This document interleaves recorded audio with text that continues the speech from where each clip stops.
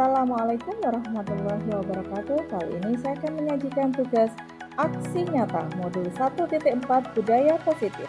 Saya Lutfia, CGP Angkatan 9, Kabupaten Lumajang. Perkenalkan, yang pertama Ibu Titik Wijayanti selaku fasilitator, yang kedua Bapak Mangsud Hadi selaku pengajar praktek, dan saya sendiri calon guru penggerak dari Kabupaten Lumajang.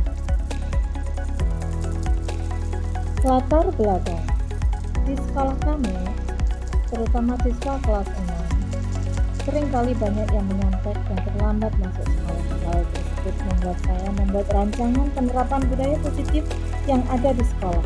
Kegiatan tersebut saya lakukan melalui kegiatan aksi nyata yang digunakan untuk memenuhi tugas sebagai calon guru penggerak. Tujuan dari kegiatan aksi nyata yang saya lakukan sebagai pemenuhan tugas calon guru penggerak adalah sebagai berikut. Yang pertama, menumbuhkan budaya positif di SD Negeri Wotgali 2. Yang kedua, menumbuhkan motivasi intrinsik murid untuk menciptakan suatu pembelajaran yang nyaman dan aman. Dan yang terakhir, membiasakan kejujuran dalam kehidupan sehari-hari. Tolak ukur, bukti yang dapat dijadikan indikator bahwa tindakan aksi nyata pada materi budaya positif berjalan dengan baik, yaitu terlaksananya diseminasi budaya positif, murid mampu membuat kesepakatan kelas serta mengaplikasikannya sebagai bentuk kegiatan budaya positif dan penggunaan segitiga restitusi dalam pemecahan masalah siswa. Lini masa tindakan. Yang pertama, menghadap ke kepala sekolah untuk menjelaskan pentingnya penanaman budaya positif dan keyakinan kelas di sekolah, serta meminta izin untuk mendiseminasikan bersama rekan guru. Yang kedua, mengumpulkan rekan guru untuk melakukan diseminasi pemahaman materi budaya positif.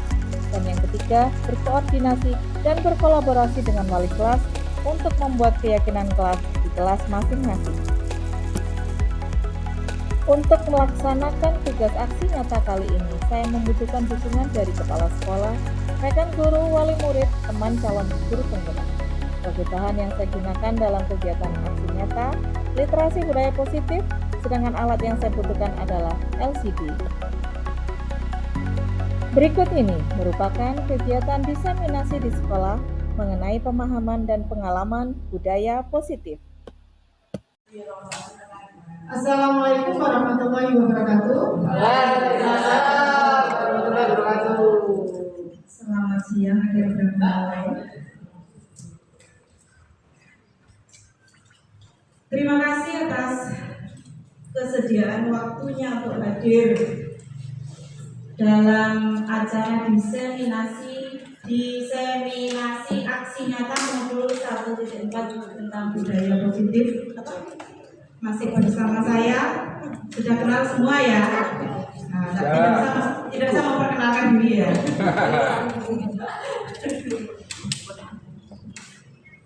Intinya ngato. Boten. Asriki dulu tak? Oke. Kita tepuk-tepuk saja dulu ya. Ya. Biar nggak ngantuk. Ya semuanya konsentrasi. Konsentrasi, Mas.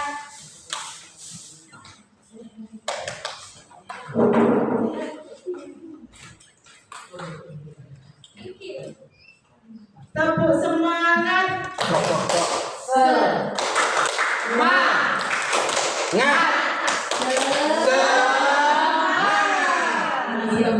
Tepuk satu.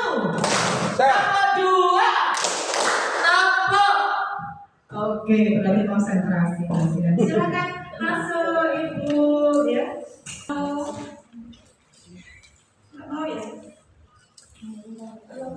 Yang pertama tentang perubahan paradigma belajar. Sekarang lagi musim digembar-gemborkan kembali tentang Ki Hajar Dewantara yang sempat tidak dianggap selama ini ya, mungkin bukan tidak dianggap, tapi kita sibuk dengan mencari kurikulum yang terbaru yang begini begitu, padahal pada zaman dahulu kala kita punya Sang Ki Hajar Dewantara yang dengan ide briliannya di zaman itu ya, dan ternyata saat ini setelah kita pelajari ajaran tulisan beliau adalah sangat-sangat berguna bagi kita semua, terutama di dunia pendidikan ya. Menurut Ki Hajar Dewantara bahwa tujuan pendidikan yaitu menuntun ya, bukan menuntut segala kodrat pada anak agar mereka dapat mencapai keselamatan dan kebahagiaan yang setinggi-tingginya, baik sebagai manusia maupun anggota masyarakat. Oleh sebab itu, pendidik hanya dapat menuntun tumbuh atau hidupnya kekuatan kodrat yang ada pada anak agar dapat memperbaiki lakunya, bukan dasarnya ya, hidup dan tumbuhnya kekuatan kodrat anak.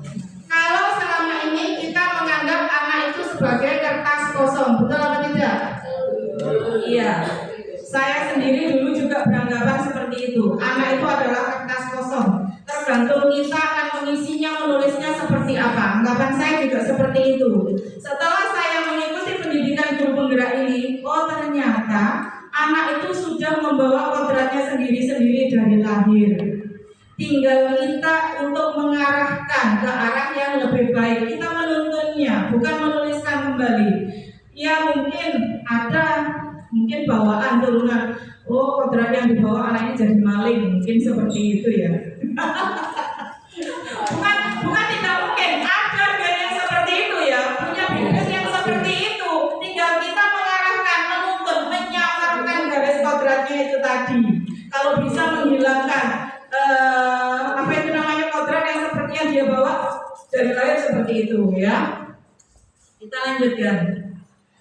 Berdasarkan hal tersebut, budaya positif sesuai dengan pengertiannya yaitu kebiasaan baik yang harus dilakukan secara terus-menerus agar menjadi karakter. Kebiasaan baik harus dilakukan terus-menerus, tidak bisa hanya di sekolah. Kalau ngomong nggak boleh ngomong yang kasar ya, ngomongnya harus yang bagus, yang sopan. Kita di sekolah mengajarkan seperti itu, tapi di rumah orang tuanya ada seperti itu? Banyak.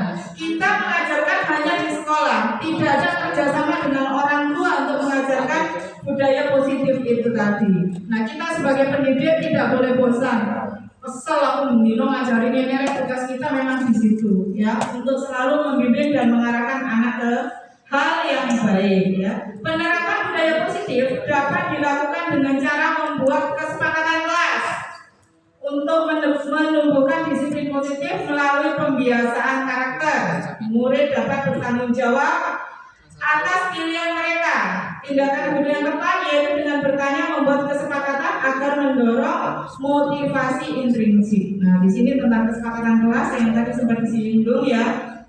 Kesepakatan kelas apa yang akan dibuat? Kita tawarkan dengan anak-anak. Yuk kita membuat keyakinan kelas bersama-sama yuk. Misalnya sekolah punya aturan masuk jam 7. Kita sebaiknya sebagai murid harusnya datang jam berapa ya enaknya ya? Misalnya jam 7.30 Bu. Boleh ya seperti itu. Kita tawarkan. Mungkin kalau di kelas rendah tidak bisa anak itu mengusulkan sendiri. Kita membantu mengarahkan. Misalnya berarti sebelum jam 7 anak sudah harus hadir di sekolah. Kemudian dalam membangun budaya positif, sekolah dapat menyediakan lingkungan yang positif, aman dan nyaman agar siswa mampu berpikir, bertindak dan mencipta dengan merdeka, mandiri dan bertanggung jawab. Kalau budaya positif tadi dibuat secara bersama-sama atas keyakinan kalau yang sudah dibuat bersama, otomatis anak-anak itu akan sadar dengan sendirinya. Itu nih. Umumnya disiplin sangat berkaitan dengan kontrol guru terhadap siswa. Menurut William Glasser, dalam kontrol teori terdapat beberapa miskonsepsi tentang kontrol, yaitu yang pertama, ilusi bahwa guru mengontrol siswa, yang mananya semua perilaku mempunyai tujuan, bahkan untuk perilaku yang tidak disukai ya. Anak datang terlambat itu pasti punya alasan. Ya, alasannya apa? Mungkin karena bangunnya kesiangan, meskipun itu negatif ya. Kemudian yang kedua, ilusi bahwa semua penguatan positif efektif dan bermanfaat. Penguatan positif merupakan bentuk-bentuk kontrol yang mempengaruhi siswa agar mengulangi suatu perilaku tertentu, yaitu usaha untuk mengontrol siswa tersebut. Kemudian yang ketiga, ilusi bahwa kritik dan membuat orang merasa bersalah dapat menguatkan karakter, ya.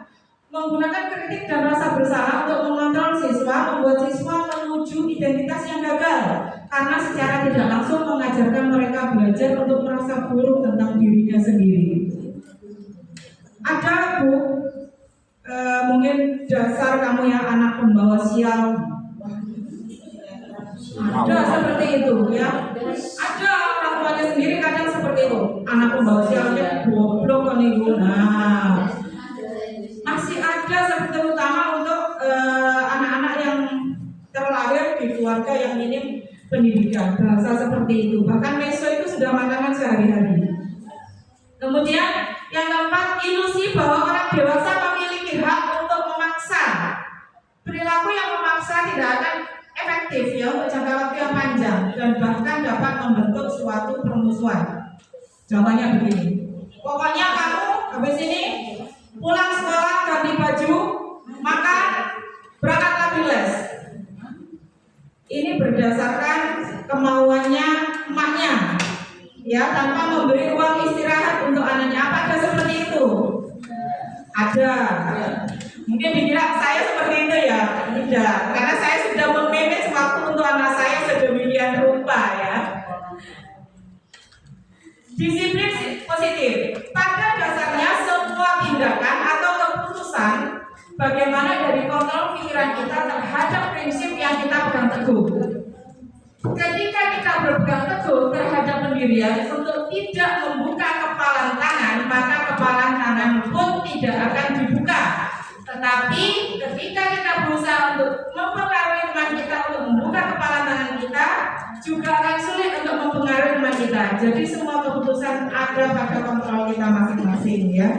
Masing-masing diri kita sudah mempunyai kontrol masing-masing ya. Kadang ada kalanya memang ada manusia yang mudah dipengaruhi. Ada, bukan tidak ada. Mungkin sebagian kecil, sebagian besar ada ya. Tergantung kalau kita punya tadi seperti diperhatikan oleh Bu Isha tadi, ya. Kita mengepalkan tangan. Contohnya kepalkan tangannya yuk. Nah, tidak mau kan? Nah, karena tidak mau itu tadi kontrolnya sendiri dari diri sendiri itu tadi ya. Oh, ada yang mau. Sekarang kalau misalnya saya suruh buka kepala tangannya. Oh, mau ternyata. Gitu ya. Miskonsepsi di sini. Teori kontrol, tentang teori kontrol.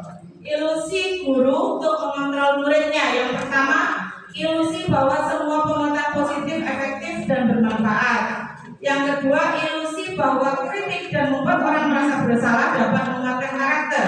Yang ketiga, ilusi bahwa orang dewasa memiliki hak untuk memaksa. Selama ini masih seperti itu ya. Jadi jarang kita memberikan kesempatan pada anak untuk berpendapat.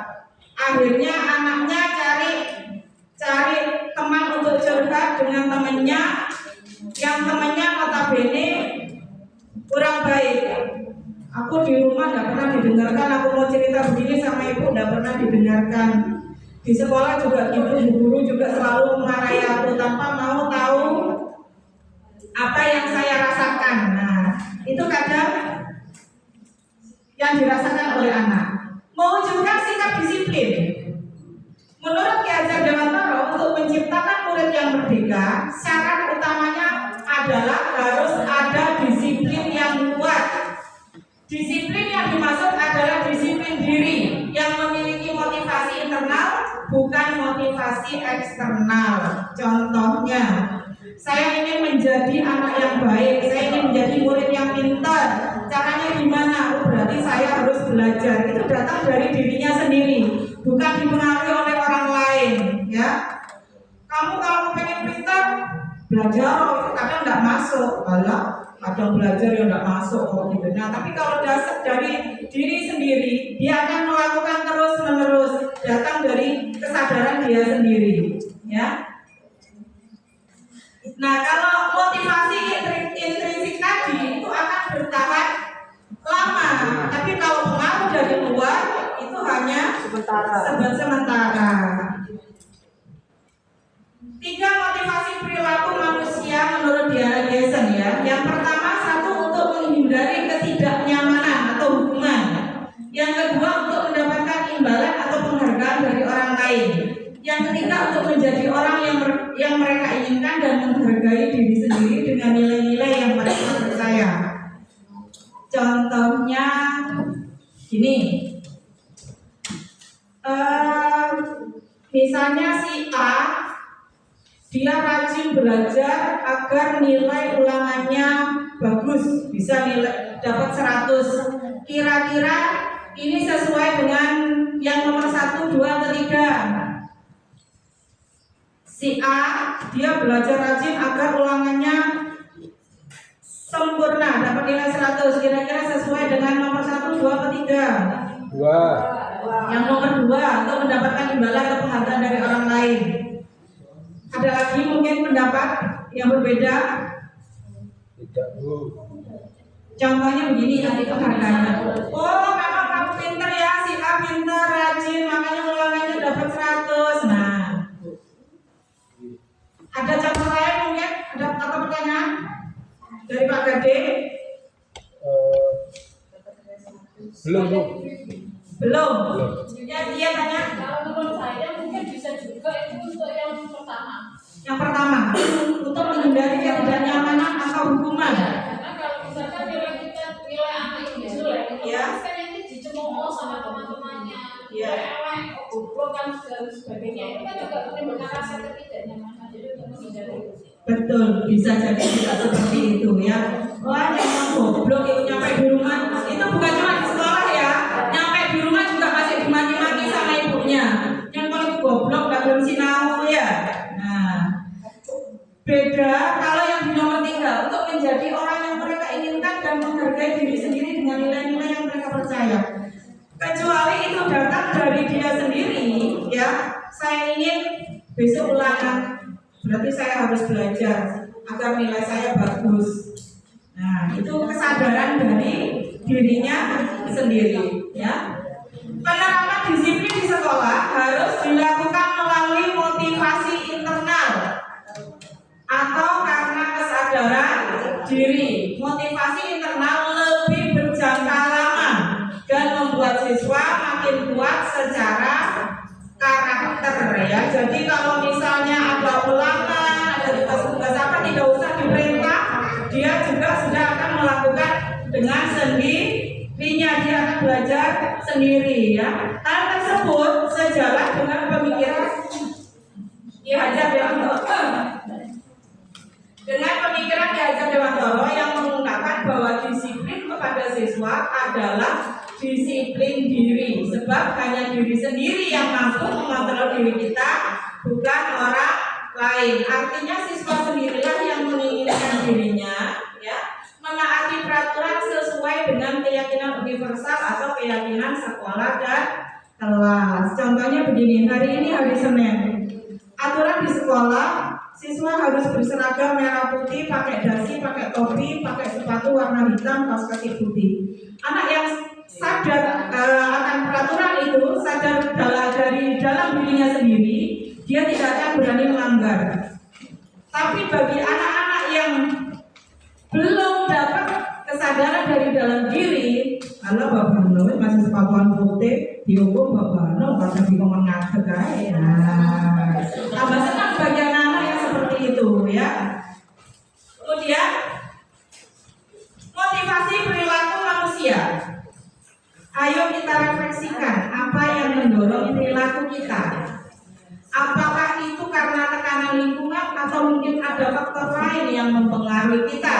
Terkadang kita bertindak sebagai respon terhadap ketidaknyamanan atau bahkan untuk menghindari rasa sakit, ya. Contohnya tadi, kita terlambat, gimana rasanya? Malu. Nomor 1 malu kepada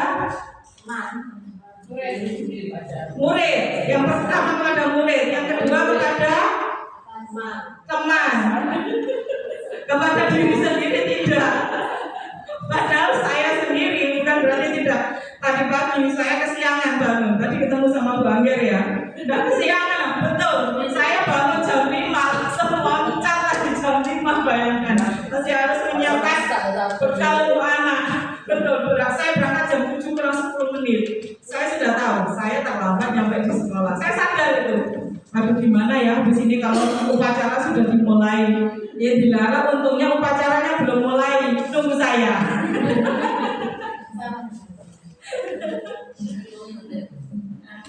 Kemudian menurut Diana Carson ya dalam bukunya Restructuring School Discipline menyatakan ada 3 motivasi perilaku manusia.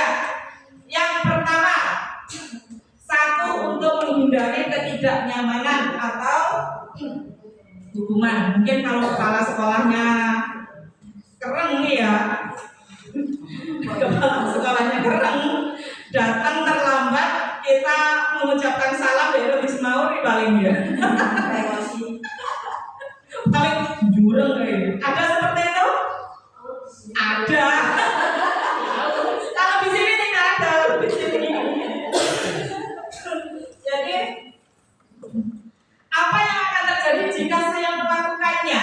Dalam eksepsi mereka berupaya menjauhi potensi masalah yang bisa mempengaruhi kesejahteraan fisik, mental, dan kepuasan kebutuhan mereka apabila mereka memilih untuk tidak bertindak. Pada dasarnya, motivasi semacam ini dapat dianggap sebagai eksternal dalam sifatnya. Yang kedua, untuk mendapatkan imbalan atau penghargaan dari orang lain. Contohnya begini. Waduh, Pak Anton itu memang paten bener ya. Jam 6 dia sudah sampai di sekolah. Seneng di luar kayak gitu. Tambah paten besoknya berangkat setengah 6. Kalau bapak-bapak kan masih mau masak di rumahnya ya. Sibuk. Sibuk terus ya naik. Iya, positif. 1 tingkat di atas motivasi yang pertama ya. Di sini orang berperilaku untuk mendapatkan imbalan atau penghargaan dari orang lain. Secara apa ya? Mau nggak mau sadar atau tanpa kita sadari, kita juga mengharapkan itu kadang-kadang ya. Oh itu memang paten itu beda dari yang lain. Rajin itu nak pulang itu, lihat yang pulang udah boleh. Untuk mendapatkan pujian atau penghargaan dari orang lain, untuk mendapatkan pengakuan ya. Yang ketiga, untuk menjadi orang yang mereka inginkan dan menghargai diri sendiri dengan nilai-nilai yang mereka percaya. Orang yang dengan motivasi ini akan bertanya, akan menjadi orang yang seperti apa bila saya melakukannya. Mereka melakukan sesuatu karena nilai-nilai yang mereka yakini dan hargai, dan mereka melakukannya karena mereka ingin menjadi orang yang melakukan nilai-nilai yang mereka yakini tersebut ya. Jadi bukan tidak ada. Mungkin sebagian besar dari kita, tugas saya sebagai guru masuk jam 7 bukan karena ada si perlu saya harus berangkat pagi, tapi memang tugas kita sebagai guru masuk jam 7 berarti secara sadar dari dalam diri kita harus berangkat pagi ya. Syukur kalau semuanya yang ada di sini seperti itu ya. 5 kebutuhan dasar manusia ya. Seluruh tindakan manusia memiliki tujuan tertentu. Semua yang kita lakukan adalah usaha terbaik untuk mendapatkan apa yang kita inginkan. Ketika kita mendapatkan apa yang kita inginkan, sebetulnya saat itu kita sedang memenuhi 1 atau lebih dari 1 kebutuhan dasar manusia ya. 5 kebutuhan dasar itu yang pertama kebutuhan untuk bertahan hidup. Saya rasa semua manusia punya ini ya, yang nomor 1 ya, kebutuhan untuk bertahan hidup. Yang nomor 2 kasih sayang dan merasa diterima. Semuanya butuh ya. Mungkin ada yang nggak butuh, saya cukup dengan diri saya sendiri. Nggak ada ya. Kemudian yang ketiga kebebasan. Kebebasan tentu kebebasan yang positif ya. Bukan kebebasan alam boy masuk jonggolu enggak apa-apa wes. Kemudian yang ketiga untuk kesenangan dan yang keempat adalah penguasaan. 5 kebutuhan dasar manusia tadi, yang pertama tadi untuk bertahan hidup ya. Kebutuhan yang bersifat fisiologis untuk bertahan hidup, misalnya kesehatan, rumah dan makanan ya. Itu yang wajib pertama kali harus kita penuhi. Jika kita nggak sehat, kita nggak bisa bekerja, nggak bisa mencari makan. Kita bekerja mencari uang juga agar punya rumah. Kemudian kasih sayang dan rasa diterima. Kebutuhan untuk disayang dan diterima meliputi kebutuhan akan hubungan dan koreksi sosial. Kebutuhan untuk memberi dan menerima kasih sayang, dan kebutuhan untuk merasa menjadi bagian dari satu kelompok. Kita sebagai manusia saling berkaitan, saling membutuhkan satu dengan yang lainnya, tidak bisa hidup sendiri. Kemudian yang ketiga, penguasaan kebutuhan pengakuan atas kemampuan. Kebutuhan ini berhubungan dengan kekuatan untuk mencapai sesuatu, menjadi kompeten, menjadi terampil, diakui atas prestasi dan keterampilan kita, didengarkan dan memiliki rasa harga diri.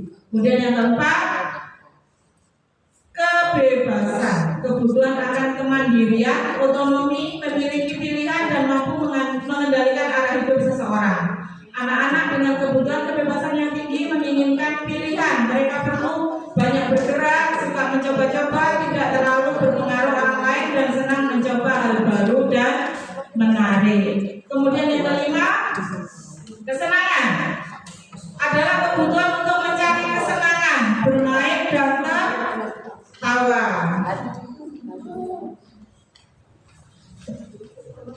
Konsep 5 kebutuhan dasar manusia tidak hanya berlaku bagi anak-anak atau murid-murid, namun juga bagi manusia dewasa dalam setting sekolah adalah para tenaga pendidik dan kependidikan. Glaser menyatakan bahwa kapasitas untuk berubah ada di dalam diri kita.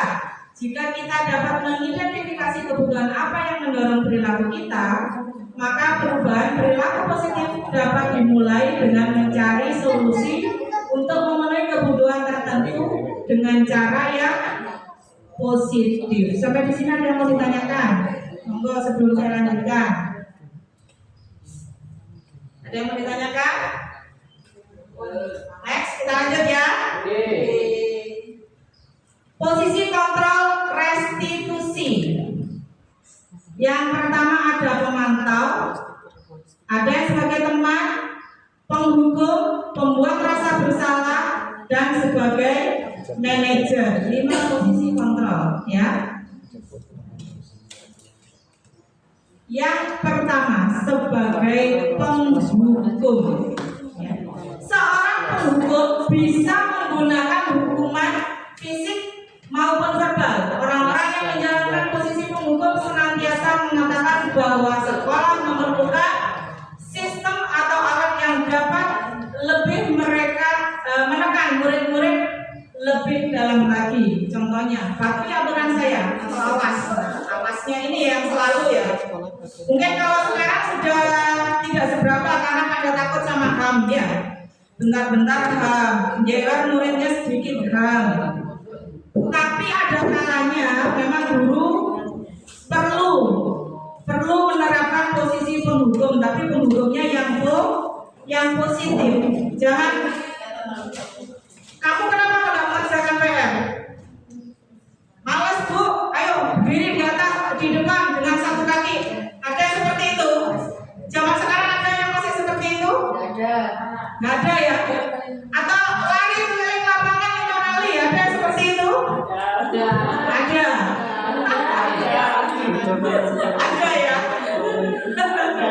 Atau mungkin diceples kayak toleng.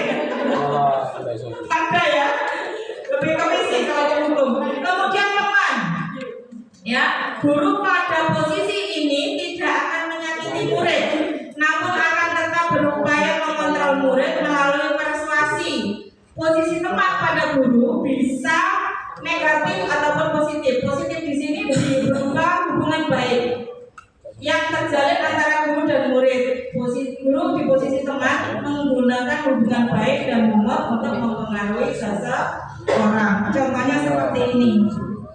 Kamu kok ramai saja kalau Pak Guru menerangkan. Ya maaf Bu. Kenapa? Ayolah, nanti dilihat Pak Kepala Sekolah, saya dimarahi loh ya kalau kamu tidak memperhatikan. Dikira nanti Bu Guru tidak bisa mengajar kalian. Nah, itu posisi sebagai teman ya. Next, sebagai pemantau ya. Memantau berarti mengamati. Pada saat kita mengawasi, kita bertanggung jawab atas perilaku orang-orang yang kita awasi. Posisi pemantau berdasarkan pada peraturan-peraturan dan konsekuensi. Dengan menggunakan sanksi konsekuensi, kita dapat memisahkan hubungan pribadi kita dengan murid sebagai seseorang yang menjalankan posisi pemantau. Nah, contohnya peraturannya apa di sekolah ini? Kok kamu melanggar ini? Kamu sadar nggak? Kamu melanggar peraturan yang mana? Nah, itu ya. Kemudian yang ketiga, yang keempat, membuat merasa bersalah. Benar nggak dihukum secara fisik? Tapi begini, gara-gara kamu ini. Gara-gara kamu tadi laptop saya jatuh, kamu sih waktu saya anak umum kan enak menang di kelas. Nah, ini ya, laptop saya jatuh pecah ini, gara-gara kamu berapa juta ini. Nah, baru lagi.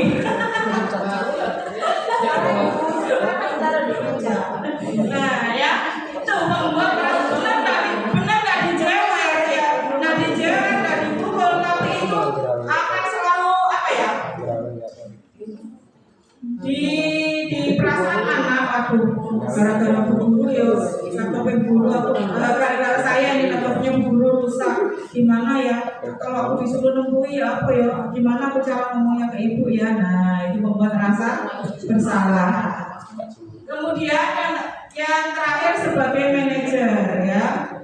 Manajer adalah posisi di mana guru berbuat sesuatu bersama dengan murid, mempersilahkan murid mempertanggungjawabkan perilakunya, mendukung murid agar dapat menemukan solusi atas permasalahannya sendiri. Nah, untuk manajer ini nanti untuk contoh konkretnya kita akan menggunakan segitiga restitusi. Next nanti ada di belakang ya.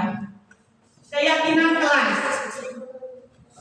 Apakah semua Bapak Ibu sudah punya keyakinan kelas di kelasnya masing-masing? Belum.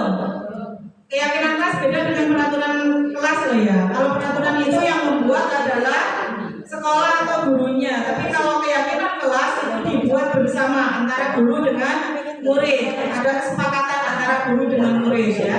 Nilai-nilai keselamatan atau kesehatan inilah yang kita sebut sebagai suatu keyakinan, yaitu nilai-nilai kebajikan atau prinsip-prinsip universal yang disepakati bersama secara universal. Jadi poin-poin yang kita buat bersama tadi, ya kita tulis semua, misalnya si A usul apa, si B usul apa, kita tulis semua, kemudian kita tawarkan yang mana yang akan kita jadikan sebagai kesepakatan kelas ya. Nanti kalau semua sudah setuju, deal, tadi kita akan tanda tangan. Jika ada yang melanggar keyakinan kelas itu tadi, kan misalnya seperti ini, yang tidak piket, misalnya yang tidak melaksanakan piket bayar denda 2.000, itu kan misalnya dari kesepakatan mereka sendiri. Jadi harus melakukan konsekuensinya. Jika ada yang tidak piket, bukan dihukum lagi. Kalau dia membayar 2.000, itu konsekuensinya dia tidak melaksanakan piket ya. Kemudian pembentukan keyakinan kelas tadi ya, tadi sudah saya terangkan sedikit. Yang pertama, keyakinan kelas bersifat lebih abstrak daripada peraturan yang lebih rinci dan konkret ya. Keyakinan kelas berupa pernyataan-pernyataan universal. Contohnya, buang sampah pada tempatnya. Terus Ada lagi mungkin yang agak nyelonong, mungkin punya keyakinan kelas yang agak berbeda. Kemudian yang ketiga, pernyataan keyakinan kelas senantiasa dibuat dalam bentuk positif. 4, keyakinan kelas hendaknya tidak terlalu banyak sehingga mudah diingat dan dipahami oleh semua warga kelas. Kalau biasanya peraturan kelas biasanya nempel ya dalam satu lembar kertas nomor 1 sampai nomor 15. Tapi kalau keyakinan kelas cukup 5 poin saja, misalnya hadir 15 menit sebelum pelajaran, terus membuang sampah di tempatnya, cara melaksanakan piket, 5 saja, nggak usah banyak-banyak. Jujur, ya jujur ini banyak sudah poinnya, termasuk kalau mencontek itu juga sudah berlaku tidak jujur ya. Kemudian keyakinan kelas sebaiknya sesuatu yang dapat diterapkan di lingkungan tersebut, tidak usah semulung-mulung ya, tapi dengan bahasa anak yang ada di kelas itu. Kemudian semua warga kelas hendaknya ikut berkontribusi dalam pembuatan keyakinan kelas lewat kegiatan curah pendapat. Dan yang terakhir, bersedia meninjau kembali keyakinan kelas dari waktu ke waktu ya. Kalau sudah siswanya sudah naik kelas, kita akan buat kesepakatan kelas kembali. Kita tinjau kembali kesepakatan kelas yang kemarin ini, kita tawarkan kembali ke anak-anak yang baru ini. Setuju apa tidak? Kalau tidak setuju, yang mana ditambahkan apa? Misalnya seperti itu ya. Kemudian prosedur pembentukan keyakinan kelas. Saya rasa sama tadi ya, melalui curah pendapat ya. Yang pertama, mempersilakan murid-murid di kelas untuk bercurah pendapat tentang peraturan yang perlu disepakati di kelas. Yang kedua, mencatat semua masukan-masukan pada murid di papan tulis atau di kertas besar ya, di mana semua anggota kelas bisa melihat hasil curah pendapat itu tadi ya.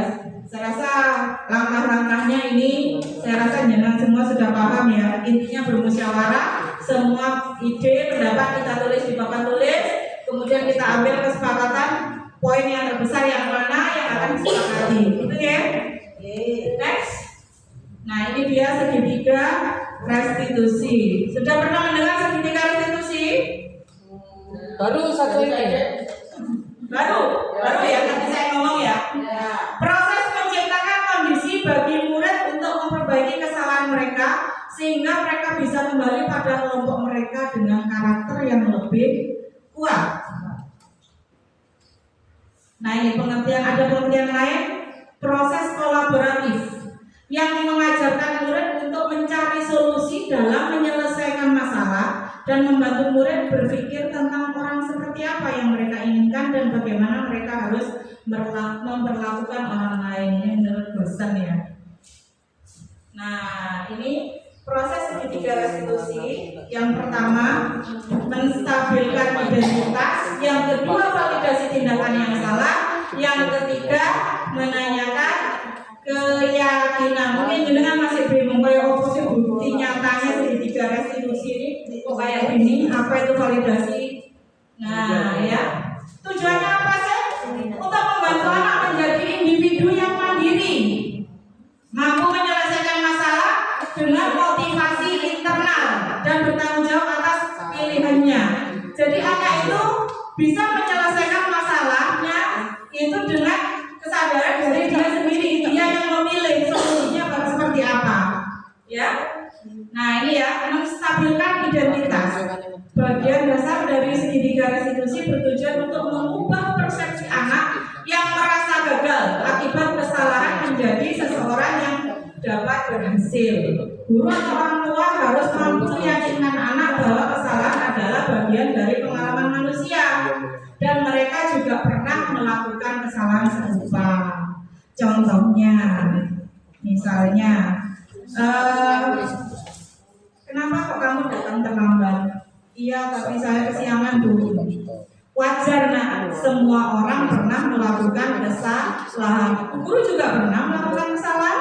Guru juga pernah datang terlambat. Nah, itu termasuk dari menstabilkan identitas ya. Kemudian yang kedua, validasi tindakan yang salah. Konsep ini melibatkan pemahaman terhadap kebutuhan dasar yang mendasari tindakan anak yang menyebabkan kesalahan. Dengan pemahaman ini kita dapat lebih baik memahami alasan di balik tindakan tersebut dan memberikan anak rasa pengertian. Ini yang penting untuk membantu anak merasa dipahami dan diterima, sehingga mereka lebih terbuka untuk belajar dari kesalahan mereka, ya. Kalau mulai dari pengertiannya yang panjang kayak gini bingung nggak tahu bentuknya tanya ya. Yang ketiga adalah menanyakan keyakinan, ya. Dari kontrol menyatakan bahwa motivasi manusia berasal dari faktor internal. Setelah langkah 1 dan langkah 2 berhasil diimplementasikan, anak akan lebih siap untuk terhubung dengan nilai-nilai yang mereka percayai dan akan mulai berubah menjadi orang yang mereka inginkan. Guru dan orang tua dapat membantu anak dalam merancang gambaran masa depan mereka dan tetap berfokus pada tujuan mereka. Halo, silakan mengamati.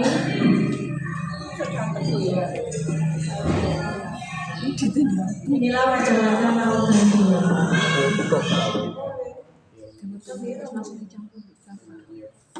Maaf ada sponsornya tadi nggak sempat menghapus, ya.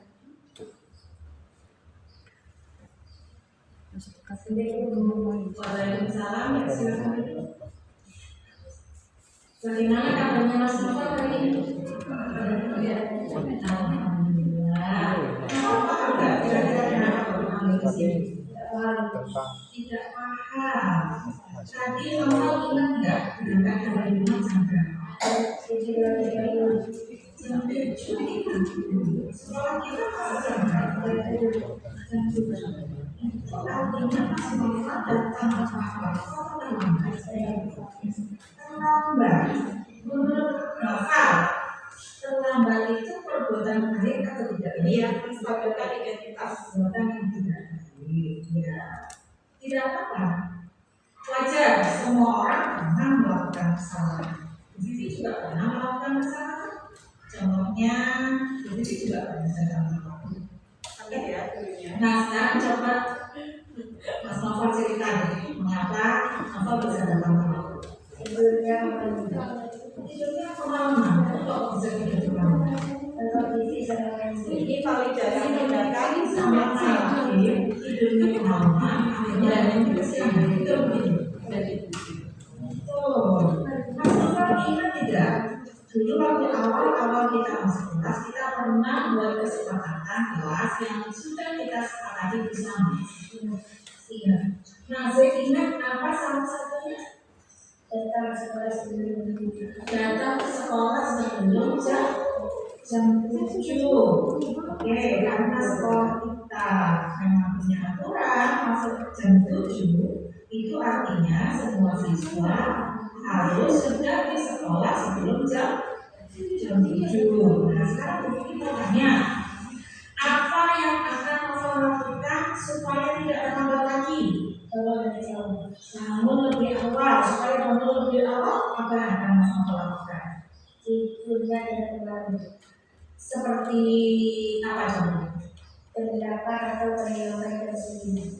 Oke, berarti sekarang Nova sudah tahu ya apa yang harus dilakukan. Mau melaksanakan yang barusan disampaikan itu boleh? Alhamdulillah, berarti mulai hari ini kita akan melakukan perbaikan diri, akan menjadi pribadi yang lebih baik lagi, yang mempunyai komitmen siap melaksanakan apa yang telah disepakati bersama. Betul tidak? Betul. Itu sih yakin Mas Nova pasti bisa menjadi pribadi yang lebih baik lagi. Siap ya? Silakan Mas Nova sekarang bisa kembali. Terima kasih ya. Di akhir tadi itu memberikan rasa percaya diri pada anak untuk kembali ke kelasnya. Jadi dia kembali ke kelasnya paling sama temannya Bu mari dihukum ibu paling. Nah, seperti itu ya. Kemudian ada kasus yang kedua. Silakan yang kedua.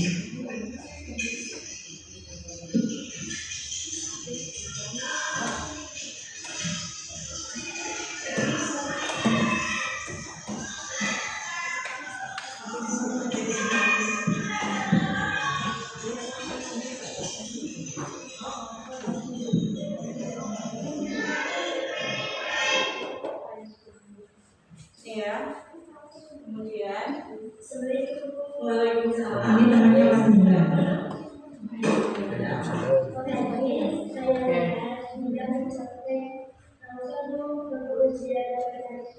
Oh, benar seperti itu. Nah, Aisyah dari sendiri. Oke, nanti saya tinggal lanjut ya. Sama-sama.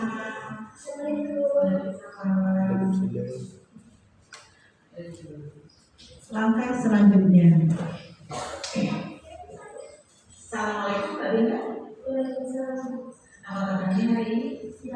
Alhamdulillah. Mbak Dinda kira-kira tahu nggak kenapa Mbak Dinda hari ini dipanggil ke sini? Nggak tahu ya. Oke, baik, jelaskan. Tadi ada salah satu teman Mbak Dinda yang cerita kalau waktu usia 60 kita tadi Mbak Dinda melihat pekerjaan. Apa benar begitu? Benar. Itu artinya Mbak Dinda mencontek. Menurut Mbak Dinda pekerjaan baik atau tidak? Tidak baik. Karena mencontek itu perbuatan yang baik. Artinya mencontek itu berarti melakukan sebuah kesalahan, ya. Wajar ya, semua orang berasa pernah melakukan kesalahan. Ini juga melakukan salah, tapi di sini Bu Vivi tidak mencari siapa yang salah. Bu Vivi di sini ingin membantu Mbak Dinda mengatasi masalah yang sedang Mbak Dinda alami. Nah, sekarang coba Mbak Dinda cerita. Kenapa Mbak Dinda bisa mencontek? Tidak belajar. Padahal Mbak Dinda tahu kan kalau ini ada ujian matematika. Terus kenapa? Main HP. Kira-kira Mbak Dinda masih ingat itu? Dulu waktu di awal kita masuk ke kelas, pernah membuat kesepakatan bersama. Masih ingat? Bisa disebutkan apa salah satunya? Jujur. Menurut Mbak Dinda jujur itu penting atau tidak? Penting. Nah, sekarang mencontek itu perbuatan yang tidak jujur. Mbak Dinda sudah paham mencontek tidak jujur, tidak baik, ya. Sekarang apa yang harus Mbak Dinda lakukan agar tidak melakukan kesalahan yang sama?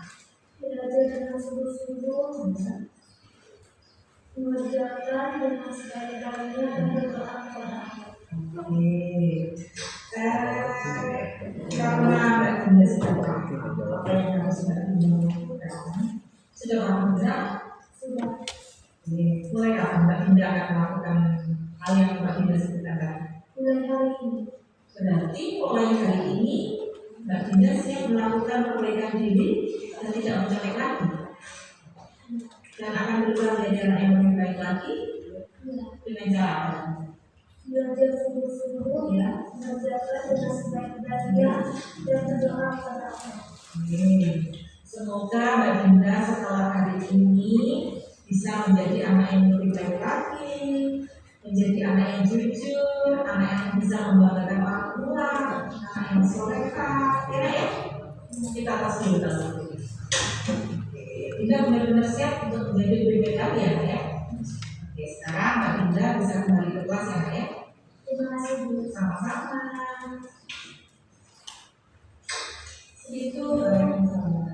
Itu contoh sederhana kasus yang hanya mencontek dan terlambat sekolah. Sering kita jumpai sehari-hari ya.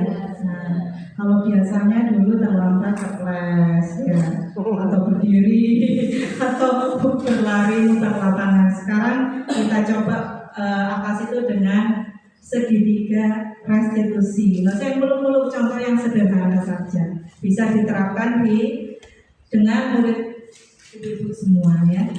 Segitiga restitusi merupakan alat yang efektif dalam mendidik anak-anak untuk belajar dari kesalahan mereka. Jadi dia itu tahu apa yang dia lakukan itu salah, dan dia tahu caranya bagaimana memperbaiki dirinya sendiri ya, dengan mengembangkan disiplin positif dan membangun koneksi yang kuat antara guru, orang tua, dan anak. Ini adalah pendekatan yang berpusat pada pemahaman, pertumbuhan dan perbaikan yang dapat membawa manfaat jangka panjang dalam pendidikan ya.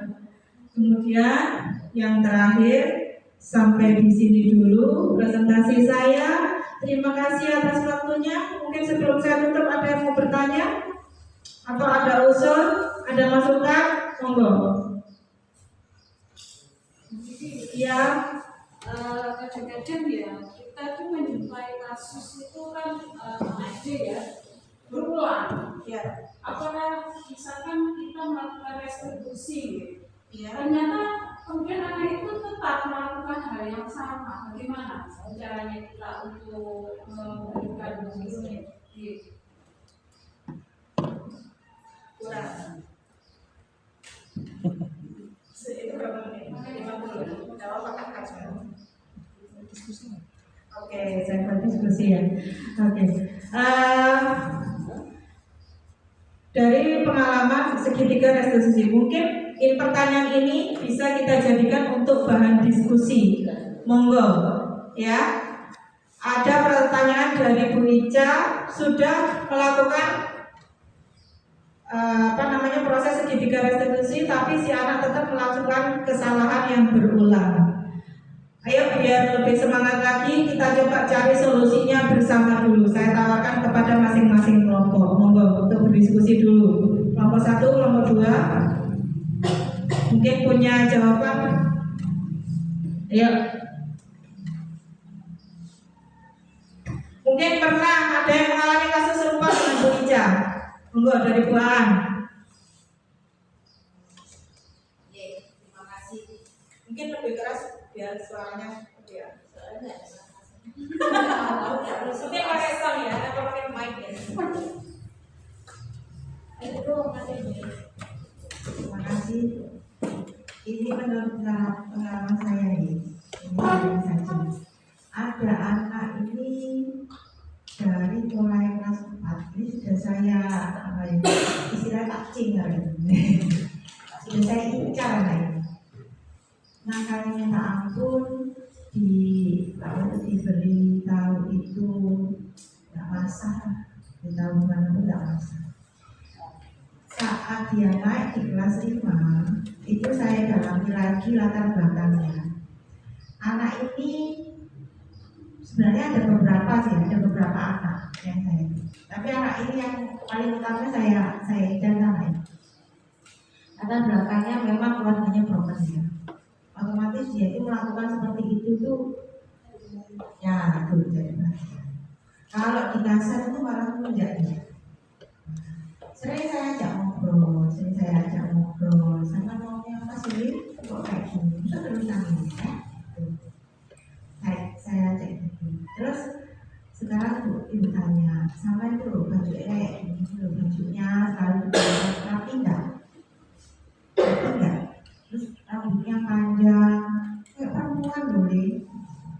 Terus ternyata lambat laun dia bisa berubah meskipun dia tidak ada sabuk, meskipun dia itu sebenarnya itu punya sabuk tapi tidak pakai sabuk sampai sekarang. Belum saya beritahu juga bajunya sudah dimasukkan, sekarang sudah pakai sepatu.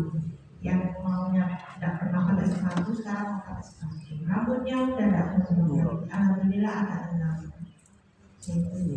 Jadi kalau saya itu lihat itu yaitu minta perhatian.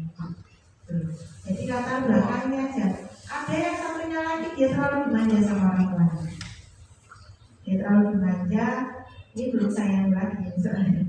Soalnya anaknya kan dulu satu-satu, tidak bisa langsung semua itu. Itu dari saya. Dan cari tahu latar belakangnya itu. Apa sebenarnya? Mungkin ada tambahan, masukan atau pendapat yang lain. Intinya dari Bu Aan butuh pendekatan dan perhatian. Di rumah mungkin kurang perhatian dari orang tuanya, mungkin karena orang tuanya broken itu tadi. Memang anak-anak dari keluarga broken sedikit banyak punya atau butuh perhatian khusus. Pasti ada kelakuannya yang agak nakal, kadang kalau diem terlalu pendiam ya. Itu memang tugas kita sebagai guru adalah melakukan pendekatan dan memberikan perhatian. mencari tahu apa sebetulnya yang dialami oleh anak itu tadi. Mungkin dari yang lain ada masukan, monggo. Dari kelompok yang sana, ibu-ibu yang khusus sekali, monggo. Atau dari Pak Gading mungkin, atau Pak Uki.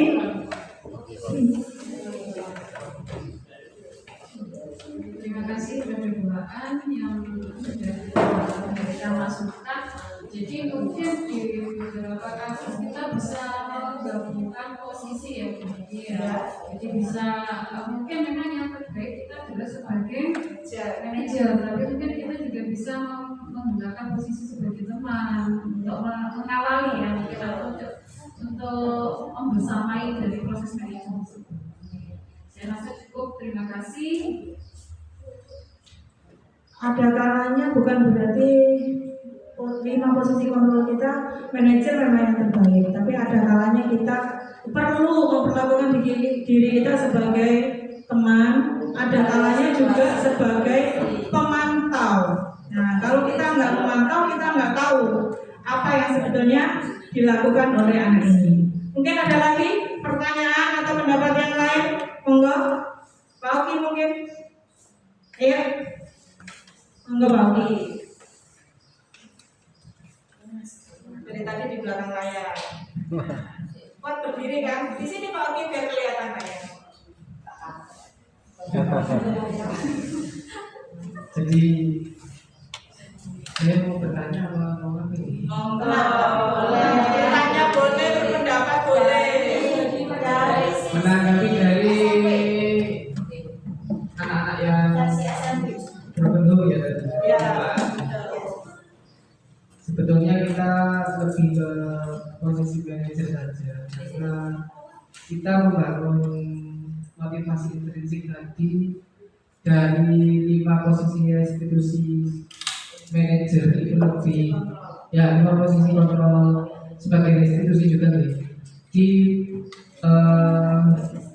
posisi manajer, karena kalau misalkan dari intrinsiknya anak, dari seorang anak yang berkembang kemudian anak tersebut tidak punya motivasi untuk berubah dari latar belakang yang berbeda tadi, itu juga tidak bisa. Contoh, sudah dari berkembang tidak mau belajar, kemudian anaknya kita suruh belajar, sudah kita dampingi, tapi anak tersebut tidak mau berubah, ya tidak akan berubah.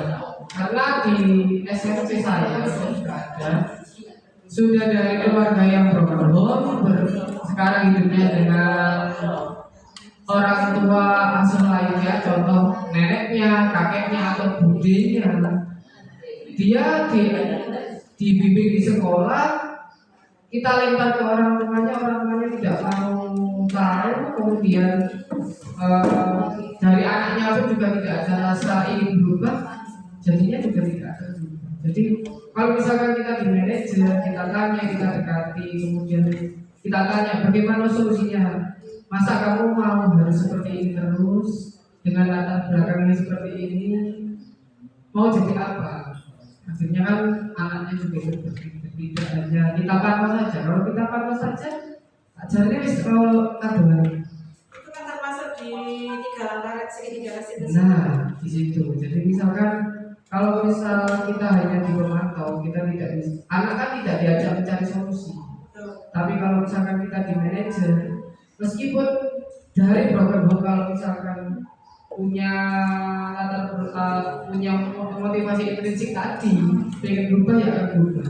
Contoh saya sendiri, saya dari orang tua yang sakit, ibu saya sakit, bapak saya meninggal secara mendadak.